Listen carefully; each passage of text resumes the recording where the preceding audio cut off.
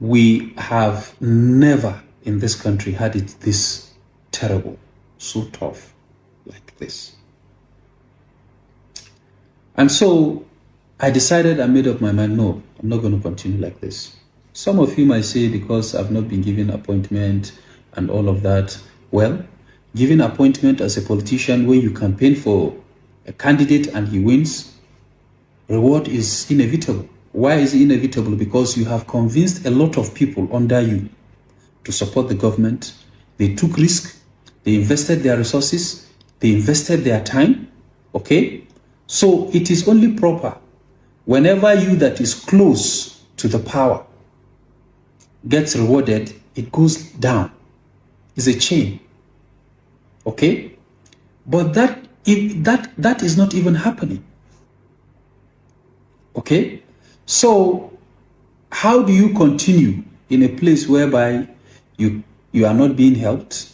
You also cannot help anybody that is under you, okay? So I decided, okay, that I am living. I need to consult and see the party that will suit and fit in my aspirations and expectations. And then here we are now. I moved to SDP. And trust me, in my entire life, I have never in my life felt so relief, felt so good whenever I take a decision like this one. As a result of being in opposition, we are going to stick to democratic ethics of opposition. And we will leave no stone unturned in this opposition. Reason being that this is our country. Nobody is more Nigerian than the other. Nobody is more Nigerian than the other. The only thing is that your actions have a lot to say if you love Nigeria or if you love Nigeria less. But I know for sure there are a lot of people that want to see Nigerian triumph, that want to see Nigeria great, that want to see Nigeria of their dreams. Many, I can't say all, because there are so many that will think and believe otherwise. I think na statistic we go chop.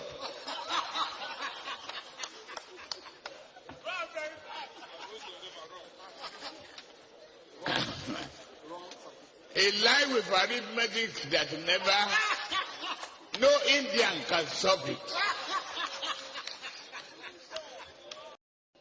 Àsìkò òǹgbẹ lọ́tún lósì ẹ̀mí ò sì káàrẹ̀ Jagaban Karim. MC Tagwe or something is called.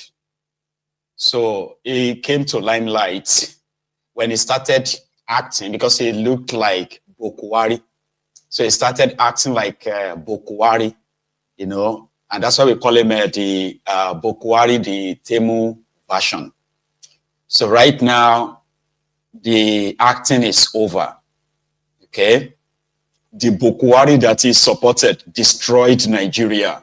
Tinubu just continued from where Bokohari stopped. So that's compensatory enough, right? If Rufai couldn't get Bokohari to join SDP, the original Bokohari, so they will just have to use the Temu version, so to say, to whole body until further notice. Finally, which is going to be a quick one too. I would have loved to elaborate a little bit more, but because of our time, Ireti Kingibe, the woman that signed the suspension of Natacha, when she accused Akpabiole of sexual harassment, remember? And she got some backlashes. There's some latest development though, right? It is being reported that they are now scheming on how to make, to make this go away for Akpabiole. So let me tell you what I have heard. We all know why they had to suspend Natacha for 6 months. It is a cover-up and see if she could be muzzled up enough to force her to apologize and withdraw that sexual harassment allegation against Akpabiole. She went to New York. And she went to New York to go and tell the IPU in the United Nations of this same treatment. And it's obvious that the supposed Senate Committee on Ethics, they should have heard the allegation, probe it, investigate it and give their verdict. That they hurriedly told the whole world that Natacha's petition is dead on arrival, which means they are not going to attend to it, but she will be punished for daring to, to expose the Randy Akpabiole of sexual harassment. Now, they went on after suspending her, rejecting her petition, then going on media sort of a campaign, right, to attack her personality and what have you. That seems to be backfiring or to have backfired. Because everybody is saying, why didn't you investigate this allegation? Why didn't Akpabiole step aside for a moment? And so many other questions that people have been asking and believing that there is a cover-up. And they are coming up with a new idea now, right? They're going to pretend, right? Barawo from Kano, which is Akpabiole's deputy, right? It will now preside over the Senate. And then these ethic committee guys, they are going to say they've investigated Akpabiole and they have cleared him of any sexual harassment. In fact, they are now going to have to suspend Natacha indefinitely. This is the new plot, by the way. But we are going to see them play that out, all right? So that their own, their reason is because the rest of the world have heard about this sexual harassment and others. And the only way to save Akpabiole is to make it look like they are doing an investigation and they have cleared him. Not just a vote of confidence as they did a few days ago. So Ireti, who believes that Natacha was suspended because of her misconduct, refusing to move her seat when Akpabiole told her to move. Now she's singing a different tune because, yeah, the obedient, who are not pretty much like the Ronukus that we defend all the horrible things that the APC, Egbekegbe, represents in the name of being members of that occultic group. The obedient have been tearing her apart and they've told her, you disappointed us, we will pay you back at the right time. That's, that's going to be in the next election, I think. So Ireti is now saying that, no, I did not join them to suspend her for making a sexual harassment allegation. No. I only signed the suspension, letter or so, because it is against the Senate rules for anybody to disobey the Senate president. That when it comes to this sexual harassment of a thing, she is going to lead the fight. Fight who? I don't get it. But here is her defense in a recent public forum where she was a guest. Please watch this. All protocols to be observed, but I must mention that I have to particularly greet the governor of Zamfara State because we need all the he for she's we can get. Now, my name is Ireti Kingibe, and I guess I've always been involved in politics. When I was in University of Minnesota, there were about, next to the Pakistanis and Indians, the Nigerian students were the next highest population. And I've always been active, and I'm one of those people that if something is broken or is spoiled, I never say who's going to repair it. I just go and fix it. So one of those days, we've always had male presidents of the Nigerian Students' Union, and we've always had complaints. So out of sort of to irritate the men, because I never believed that there were only very few women, maybe 300 Nigerian students, and just a few of us were women, I decided I was running to be president of Nigerian Students' Union. And some of the men I would campaign to would tell me, I have principles, I do not vote for women. But to my shock and horror, when the election took place, they voted me as president of the Students' Union, the Nigerian Students' Union. Now, I observed how they interacted with the men. When we come to meetings, they take off their shirt, they're ready to beat him up. So any day I had a meeting, I'd be very nervous, my hands would be cold, because I was afraid of them. But I suppose that's where being female came into play, because nobody took off their shirt to fight with me or beat me. And being also female, I had a gentler approach. So at the end of the day, I got a Student Leadership Award from the university. Now, bear in mind, University of Minnesota is one of the largest universities in the United States. I've always had strong opinions, and from then on, I always participated. I came back to Nigeria, married a politician, and from the sidelines, I determined lots of things. They would give me a photograph, and I would say, no, I will not vote for this man. And he would say, fine, you go find the photograph that you'll vote for. And so many things like that. And always believing that women were the backbone of the world. I come from a family of very, very strong women, from a Muslim father and a Christian mother. And we stayed that way. We lived like that till they both died. My father obviously sent us for Karatu. But as he told my mother, I have not stopped you from doing yours.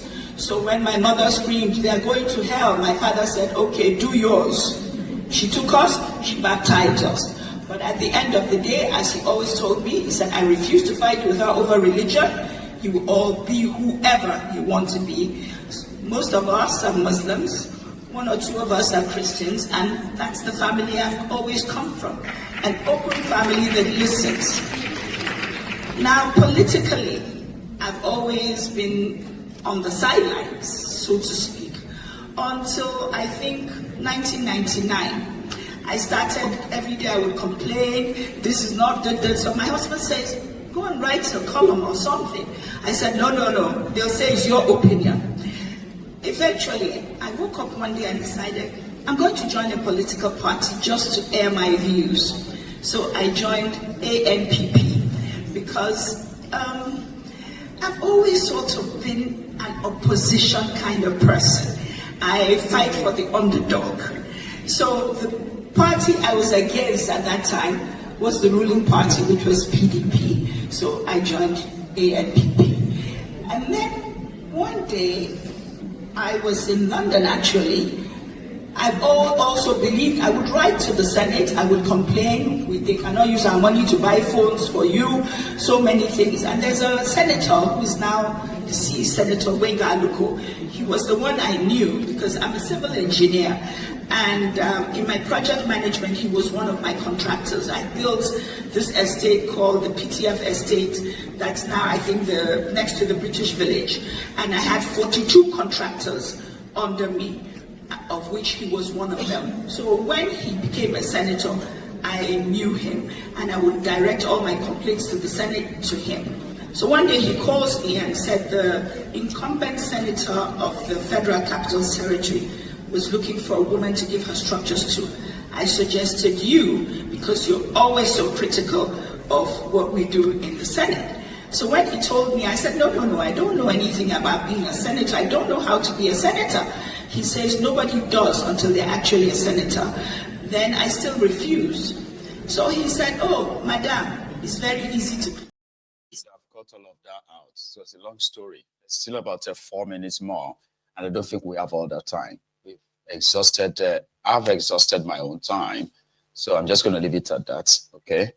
And hopefully I'll have another chance of sharing more from her to you. So I'm going to take a short break right now. And then I'm going to come back and take calls, okay? So this is where you comes in. If you have anything to add to this chat or, your own view, then you have the opportunity in a minute or two.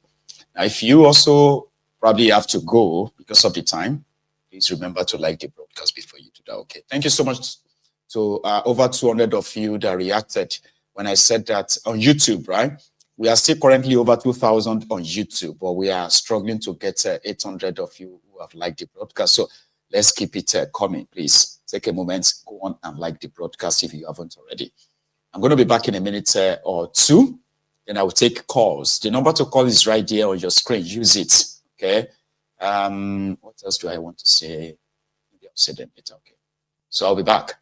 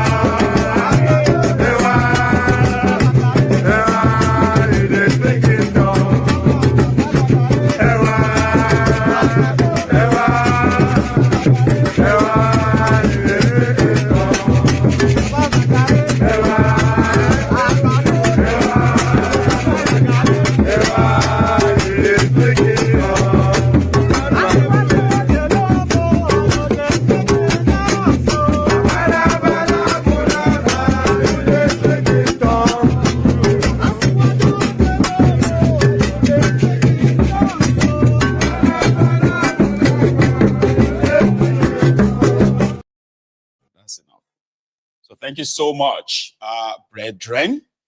I have my first caller this evening, so let's do it chapali, because of our time. Hello there. Mr. Maegu, good evening. How are you doing? Long time. I know. Good evening to you too. How are you? I'm fine, thank you. Grand. So you have first caller this evening. So yeah, please.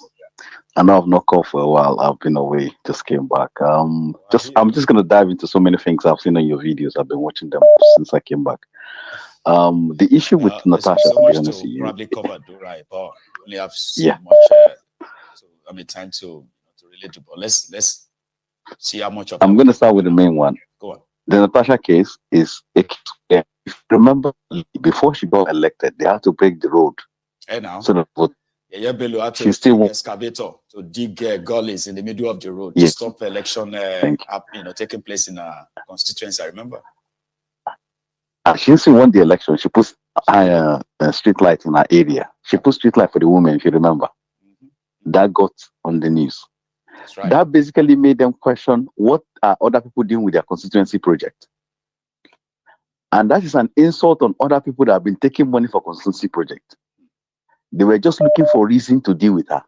All this thing they're dealing with her now is because she's performing something that is making other people question them. That is someone aside. With the issue of Rufai, anybody thinking that Rufai has repented is a liar. In short, if Peter Obi mistakenly in his dream joined Rufai in that SDP, his career is finished. Mingle with time last song is done for. Is done for, because to be honest with you, Rufai is trying to inherit Buhari's followership That's right. The so-called 10 million vote of whatever million vote Buhari has had. They know Buhari is not coming back again. They tell Buhari to endorse somebody so that they will follow in that route and say, okay, this is the next Messiah to rescue. Rufai has been trying to get power. He can now use that and say, oh, I've been a federal minister, I've now been a governor, it's time to be a president.